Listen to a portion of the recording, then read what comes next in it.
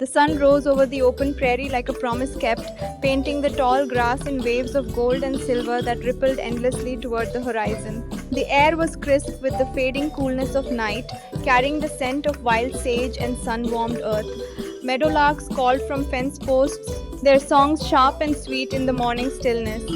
In that endless stretch of land, where the horizon met the sky in a faint blue haze, stood the small log cabin of the Cooper family. It was a simple home built by hand from Timber Hall 20 miles from the nearest creek bed. Every log bore the marks of sweat and determination, notched corners fitted tight, chinks sealed with clay and moss, a roof of split shingles that had weathered 3 hard winters. The cabin stood alone on the prairie, small but defiant, a testament to the Coopers' refusal to be broken by the land they loved. Around it lay their greatest pride, fields of ripened wheat, golden and heavy-headed, stretching in neat rows toward the south pasture. It was their first strong harvest after 2 long, punishing seasons. The sight of it made Thomas Cooper's chest swell with quiet pride each morning. His wife Mary would stand at the window and whisper thanks to God for the bounty, her hands still rough from years of labor that never seemed to end. The Coopers were frontier folk, hardened by wind and time, shaped by a life that gave nothing freely. Thomas had brought his family west 5 years ago, driven by the promise of land and the dream of building something that would outlast him. They had claimed 160 acres under the Homestead Act, staking their future on soil that had never known a plow. The first year, locusts had stripped their fields bare in a single afternoon, leaving nothing but stubble and despair. The second year, drought cracked the earth into a maze of fissures so deep a man could lose his hand in them. Yet through every hardship, they held fast to hope. They mended what broke. They planted again when everything failed. They prayed when words failed them and worked when prayer wasn't enough. This harvest meant everything. The grain would feed them through the coming winter, buy seed for the next planting, and maybe, if luck held and prices stayed fair, a new plow to replace the one that had nearly worn through, its blade thin as a dull knife. Among them was Hannah Cooper, their 12-year-old daughter, slight, steady, and full of quiet strength. She had her mother's dark eyes and her father's stubborn jaw, and she had grown up among the sounds of wind, horses, and her father's hammering in the barn. The prairie had shaped her the way it shaped all who lived there. It gave her patience born of long winters, courage forged in isolation, and a love for hard work that came from watching her parents fight for every inch of land. Hannah had learned to card wool before she could write her letters. She could mend harness leather, milk a cow in the pre-dawn darkness, and read the sky for weather signs as well as any farmer twice her age. She knew the sound a hawk made when it dove, the way the grass bent before rain, and the particular silence that came before a storm. The land had been her teacher, strict and unforgiving, but it had taught her well. That morning, the sky was bright and clear when Hannah stepped outside to fetch water from the well. The wooden bucket swung on its rope, old and worn but still sound. She lowered it slowly, listening to the distant splash, then hauled it up hand over hand, the weight pulling at her shoulders. The water was cold and sweet, drawn from deep beneath the prairie floor where ancient streams still ran in darkness. As she stood there, the wheat shimmered like a sea of sunlight, every stalk bowing gently under its own ripeness. The heads were fat and golden, ready for cutting. Another week and they would begin to shatter, spilling precious seed onto the ground. Her father had planned to start the harvest tomorrow, weather permitting. He had sharpened the scythes the night before, testing each blade against his calloused thumb, and oiled the wagon wheels so they would turn smooth and silent. But as Hannah gazed west, something changed. The air had a strange stillness, a silence so deep even the birds had gone quiet. The meadowlarks had stopped singing. The wind, which never truly ceased on the prairie, had fallen to nothing. Along the far edge of the sky, heavy clouds began to gather, rolling low and grey, like smoke from a distant fire. They moved with unnatural speed, boiling up from the horizon, dark and heavy with menace. It was the kind of storm every farmer dreaded, the kind that brought hail. Hannah had seen hailstorms before. She had watched them march across the prairie like armies, heard the roar of ice striking the earth, seen fields reduced to stubble in minutes. Last summer, hail had killed a neighbor's milk cow and shattered every window on the east side of their barn. The stones had been large as hens' eggs, driven by wind that screamed like something alive and angry. Her father had ridden east that morning to help a neighbor mend a roof before rain could ruin it. John Whittaker's cabin had lost half its shingles in the last windstorm, and with a baby due any day, his wife couldn't endure a leaking roof. Thomas Cooper was that kind of man, the kind who left before dawn to help a neighbor, even when his own work pressed hard. Her mother was indoors tending to the younger children, Samuel, who was 8 and recovering from a fever, and little Ruth, barely 4, who still clung to her mother's skirts and cried when thunder rolled. Mary Cooper was bent over the washtub, scrubbing clothes against a washboard, her hands red and wrinkled from the lye soap. Hannah watched the horizon darken, her heart tightening with unease. The clouds were moving fast, too fast, and the wind carried that metallic scent that always came before trouble, the smell of rain mixed with something sharper, colder. She knew what was coming. Every instinct honed by years on the prairie told her this storm would not pass gently. The wheat was ready to cut, but still stood unharvested, exposed, and vulnerable. A single storm could flatten it, leaving nothing but broken stalks and ruined seed. All their work, all their hope, all their plans for winter, everything stood in that field, defenseless against the coming fury. Hannah's breath quickened. She looked toward the east, where her father had ridden, but the distance was too great. He was miles away, beyond help, beyond calling. She knew that by the time he returned, it would be too late. The storm would have come and gone, and with it, everything they had worked for. The wind stirred again, but wrong, coming from the north now, cold and damp against her face. The clouds rolled closer, their edges flickering with pale lightning. Thunder rumbled, distant but growing, like wagon wheels on a wooden bridge. Hannah stood frozen for one long moment, the bucket forgotten at her feet, water slopping over the rim. Her mind raced. She was 12 years old, small for her age and alone, but in her chest, something fierce and determined began to burn. The same stubborn fire that had brought her family west, that had kept them alive through locusts and drought and winters that tried to break their will. She set her jaw, turned toward the barn, and ran. Without a word to anyone, she ran for the barn, her feet flying over the packed earth. Inside, the horses shifted nervously, hooves scraping against the floorboards. They felt the storm coming the way animals always did. Thunder, their big bay gelding, tossed his head and nickered low in his throat. Bess, the older mare, stamped and rolled her eyes, showing white at the edges. The old wagon stood waiting in the shadows, creaking, sturdy, familiar. Its bed was scarred with years of use, the wood worn smooth by countless loads of hay, seed, and stone. Hannah had watched her father hitch the team hundreds of times, standing beside him as he explained each step, each buckle and strap. She had helped him since she was old enough to hold a harness, learning through repetition and necessity. But she had never done it alone. Her small hands trembled as she dragged the heavy collar from its peg and lifted it toward Thunder's neck. It was too heavy, made for a man's strength, but she heaved it up and over, struggling to settle it properly. The horse stood patient, sensing her urgency, holding still while she fumbled with the straps. Her fingers shook as she fastened the harness, checking each buckle twice, knowing that a single mistake could mean disaster. Bess came next, the old mare calmer, more trusting. Hannah worked faster now, her movements growing surer as muscle memory took over.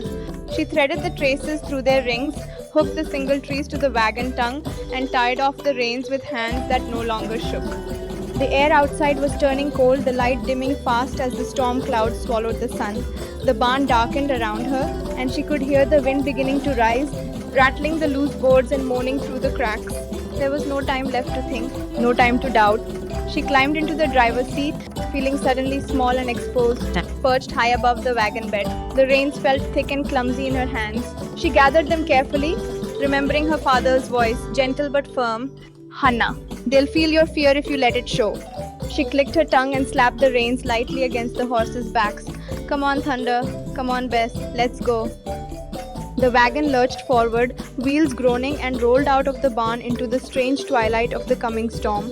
Hannah urged the horses toward the lower field, where the wheat grew thickest and tallest, where the best grain waited. By the time she reached it, the first drops of rain were falling, large and heavy, striking the earth with dull, cold thuds. They hit the wagon bed like pebbles, splashing dark spots on the weathered wood. Thunder rolled across the plain like distant drums, and the wind came in gusts now, bending the grass flat, making the wheat dance in wild, frantic waves. Hannah jumped down from the wagon, her boots hitting the ground hard. She grabbed the scythe from the wagon bed, feeling its weight in her hands, long-handled, heavy-bladed, honed sharp just last night.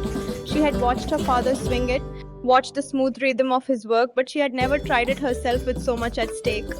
She positioned herself at the edge of the first row, planted her feet, and swung.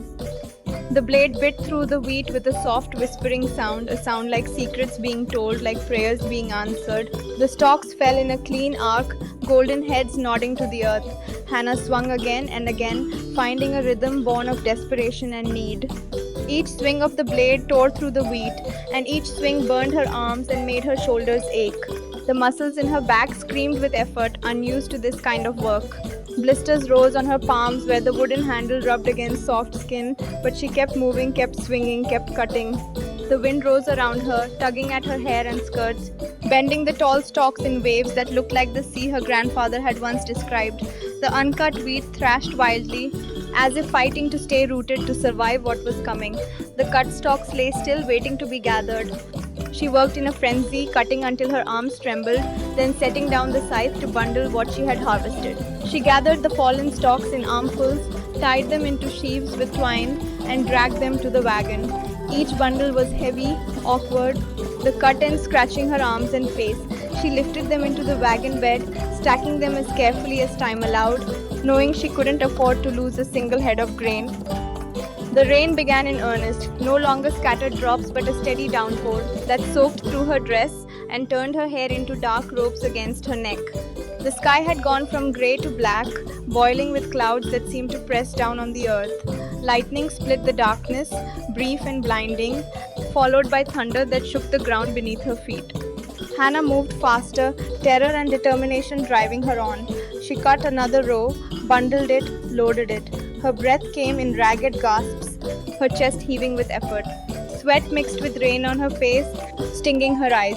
Her dress clung to her body, heavy with water, making every movement harder. The storm broke fully before she finished the third row. The sky turned black as midnight, though it was barely afternoon. The wind became a roar, drowning out every other sound. And then the hail began. First small, no bigger than peas, bouncing off the ground with sharp little sounds. Then larger, marble-sized, striking with force enough to hurt. Then larger still, falling like thrown stones, crashing into the wheat with sounds like gunfire. A hailstone struck Hannah's shoulder and she cried out in pain. Another hit her back, then her arm. They came faster now, a bombardment from the sky, striking everything, the wagon, the horses, the ground, her body. The horses screamed and reared, wild with fear, and Hannah ran to them, trying to calm them with her voice, knowing they might bolt and leave her stranded. Easy. Thunder. Easy. Bess. Hold steady. She held their bridles, speaking to them, calming them with words that were half prayer, half command. The hail struck her shoulders and face like stones thrown by an angry god. Her arms were covered with red welts where the ice had hit. Blood trickled from a cut above her eye where a large stone had grazed her, but she couldn't stop, not yet. She gathered the last bundles with numb, shaking hands, dragging them across the ground because she could no longer lift them. She threw them onto the pile in the wagon, not caring how they landed, knowing only that she had to get them to safety. The field around her was being destroyed, wheat flattened, broken, beaten into the mud. But what she had saved was enough. It had to be enough. She climbed onto the wagon, gripped the reins with hands that could barely feel them, and urged the horses toward home. The animals needed no encouragement. They ran, frantic to escape the storm, and the wagon jolted and bounced over ruts and roots. Hannah held on with everything she had, her body thrown side to side, wheat flying loose behind her, scattered back to the field. Through the sheets of rain and hail she could barely see. The world had become a grey blur of water and ice and wind. But somewhere ahead, she knew, was home. Somewhere in that chaos was the barn shelter safety. A wheel hit a deep rut and the wagon tilted sharply.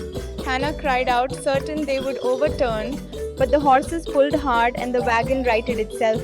Hail battered the wooden seat, striking her back, her head, her arms. She bent low, trying to shield herself, but there was no escape from it. Then, through the rain, she saw it, the faint outline of the barn, standing like a beacon in the storm.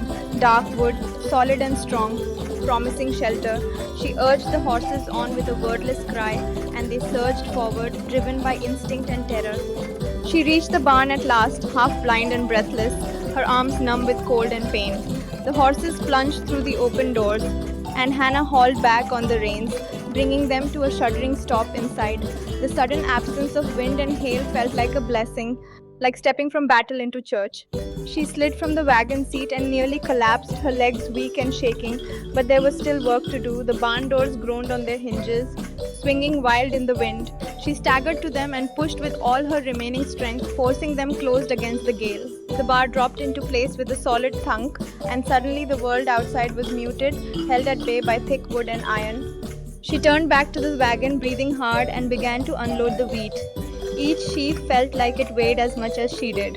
Her hands were bloody, her arms covered in bruises and welts, but she hauled the sheaves from the wagon one by one, stacking them against the walls where they would stay dry. The golden grain gleamed in the dim light, perfect and whole, saved from destruction. When it was done, when the last bundle had been stacked and the wagon stood empty, she sank to her knees on the dirt floor. Her body trembled uncontrollably, shaking with cold and exhaustion and the aftermath of terror. Her dress was soaked through, plastered to her skin. Her hair hung in her face, dripping. Blood and dirt streaked her arms. But she had done it. Outside, the storm raged with full fury. Hail hammered the roof like 1,000 drums, and wind screamed through every crack and gap in the walls. Through the gaps in the boards, she saw glimpses of the fields, once golden and alive, now beaten flat under a blanket of ice. The unharvested wheat lay broken and ruined, stalks snapped, grain scattered. But inside the barn, stacked high against the walls, their harvest stood, dry, safe, and saved from ruin. Thunder and Bess stood with heads low, sides heaving, steam rising from their wet coats. Hannah dragged herself to her feet and rubbed them down with handfuls of straw, whispering thanks to them, telling them they were good, they were brave, they had saved everything. Then she sank down again beside them, too exhausted to move, and waited for the storm to end. Hours later, when her father returned, the storm had begun to fade. The hail had stopped, giving way to steady rain that fell like tears on the broken land. The world outside was white and still, covered in a layer of ice that glittered in the grey afternoon light. Thomas Cooper rode slowly toward home, his heart heavy with dread. He had seen the storm coming, had watched it from miles away, and had known with sick certainty what it would do. He had ridden hard, desperate to reach his fields. But he had been too far away, the storm too fast. He saw the wrecked field first, wheat flattened, broken, destroyed. His chest tightened, and for a terrible moment he thought all was lost. A year's work, a family's survival, gone in an afternoon. He sat on his horse, staring at the ruin, and felt something inside him crack. Then he noticed the barn. The doors were closed, barred from inside, and around the barn he saw the wagon tracks, deep ruts in the mud, leading from the field. He dismounted and walked to the barn on legs that felt weak. His hands shook as he lifted the bar and pulled the door open. Inside, the barn was filled with wheat, sheaves stacked to the rafters, golden and dry, more than he had dared hope for. In the dim light, he could see the neat rows, the careful stacking, and he knew immediately this was no miracle of weather or chance. His eyes fell on his daughter. Hannah sat on the floor beside the horses, pale and shivering, her dress torn and muddy, her arms covered with bruises and cuts. She looked up at him with eyes that were weary but unbroken, and she managed a small tired smile. Thomas Cooper, who rarely showed emotion, who had been hardened by years of frontier life, felt tears prick his eyes. He crossed the barn in 3 long strides, dropped to his knees, and pulled his daughter into his arms, holding her tight while she finally let herself cry. "You saved us," he whispered into her hair. "You saved everything." No other words were needed. She had understood what was at stake, had seen what needed to be done, and had done it alone. With courage that would have shamed grown men, she had faced the storm and won. That night, the family sat together in the small cabin while the wind still moaned outside, gentler now, tired from its rage. The fire crackled in the hearth, throwing soft light on their weary faces. Mary Cooper had stripped Hannah's wet clothes, wrapped her in quilts, and tended to her cuts with warm water and clean cloth. She had said nothing while she worked, but her hands had been gentle, and her eyes had been bright with tears she refused to shed. Samuel and little Ruth sat on the floor, staring at their sister with wide eyes, as if seeing her for the first time. Their father had told them what happened, had described what Hannah had done, and they could not quite believe it. Thomas sat in his chair, pipe in hand but unlit, staring into the fire. They had food for the winter now, not as much as he had hoped, but enough. They had seed for spring and hope once more because of Hannah. because his 12-year-old daughter had looked at an impossible task and had not flinched. He thought about the men he had known who would not have done what she did, men who would have looked at that storm and said it was too late, too dangerous, too much for one person. But Hannah had not calculated odds or considered impossibility. She had simply seen what needed to be done and had done it. Mary brought Hannah a bowl of warm broth and the girl sipped it slowly, her hands still shaking slightly around the bowl. In the quiet, Hannah felt a deep peace settle inside her, not the noisy kind of pride that needed words and praise, but the still, lasting kind that comes when one stands firm in the face of fear. She had been tested and had not been found wanting. She had faced the storm alone and saved what mattered most. The land had tested her as it tested everyone who lived upon it and found her strong. Outside, the wind began to die. The rain slowed to a gentle patter, then stopped altogether. Through the window, stars appeared in the clearing sky, bright and cold and distant. The prairie lay silver under the fading storm clouds, peaceful now, its fury spent. The wheat fields would sleep until spring returned. The damaged areas would be plowed under, mixed back into the soil to nourish new growth. Life on the frontier was like that, cycles of destruction and renewal, loss and recovery. What mattered was the courage to begin again and the strength to endure. And somewhere deep in that vast, untamed land, the spirit of a frontier child, brave, small and unyielding, had become part of its story forever. Years later, when Hannah was grown and had children of her own, she would tell them about the day she raised a storm and won. And they would tell their children, and the story would live on, passed from generation to generation, a testament to what one person could do when everything depended on it. But on that night, she was simply a tired girl beside a warm fire, wrapped in quilts, surrounded by the people she loved. And that was enough.